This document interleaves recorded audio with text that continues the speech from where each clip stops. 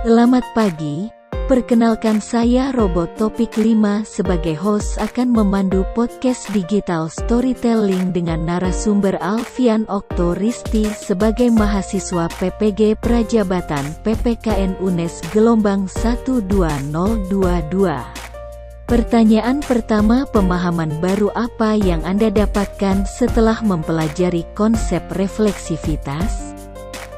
Setelah mempelajari konsep refleksivitas, saya dapat mengembangkan pemahaman yang lebih dalam tentang diri sendiri dan bagaimana pengalaman hidup memengaruhi praktik mengajar. Hal ini dapat membantu saya mengidentifikasi kekuatan dan kelemahan dalam cara mengajar serta memperbaiki praktik mengajar agar lebih efektif. Selain itu, pemahaman konsep refleksivitas juga dapat membantu saya untuk lebih memahami pengalaman belajar peserta didik dan bagaimana peserta didik merespon pembelajaran yang diberikan.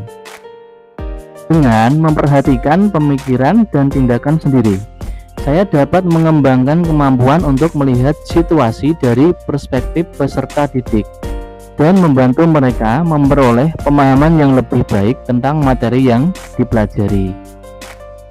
Dalam keseluruhan, pemahaman konsep refleksivitas dapat membantu saya meningkatkan praktek mengajar, memperbaiki hubungan dengan peserta didik, dan membantu peserta didik mencapai hasil belajar yang lebih baik.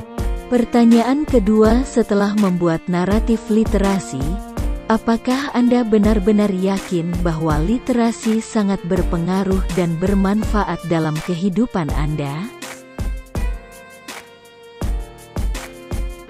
Setelah membuat naratif literasi, saya mengalami manfaat pribadi yang signifikan dari proses itu, seperti meningkatnya keterampilan menulis, pemahaman naratif, dan kemampuan berpikir kritis. Namun, apakah saya benar-benar yakin bahwa literasi sangat berpengaruh dan bermanfaat dalam kehidupannya? Mungkin tergantung pada pengalaman dan pandangan pribadi.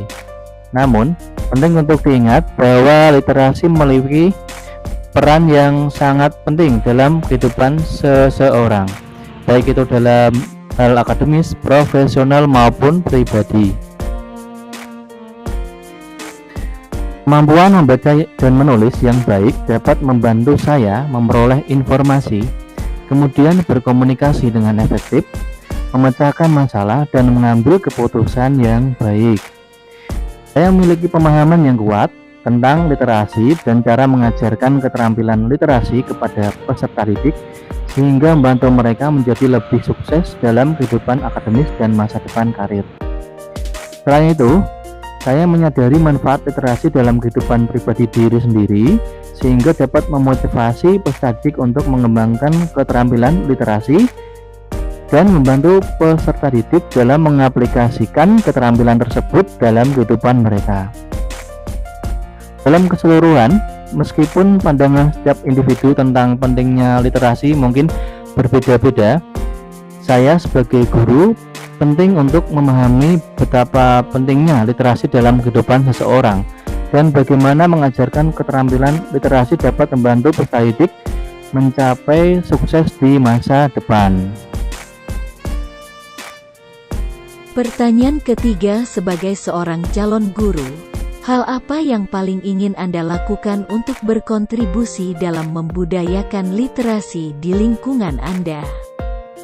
Sebagai calon guru, ada banyak hal yang dapat dilakukan untuk berkontribusi dalam membudayakan literasi di lingkungan masyarakat dan sekolah. Namun, beberapa hal yang paling penting dan efektif yang dapat dilakukan antara lain: pertama, membuat lingkungan yang mendukung literasi. Calon guru dapat menciptakan lingkungan yang mendukung literasi di kelas dan di sekolah PPL WPG SMA Negeri 2 Rembang misalnya, dengan menempatkan buku-buku dan bahan bacaan di berbagai tempat yang mudah diakses bagi peserta didik, serta memberikan waktu yang cukup untuk membaca dan menulis setiap harinya.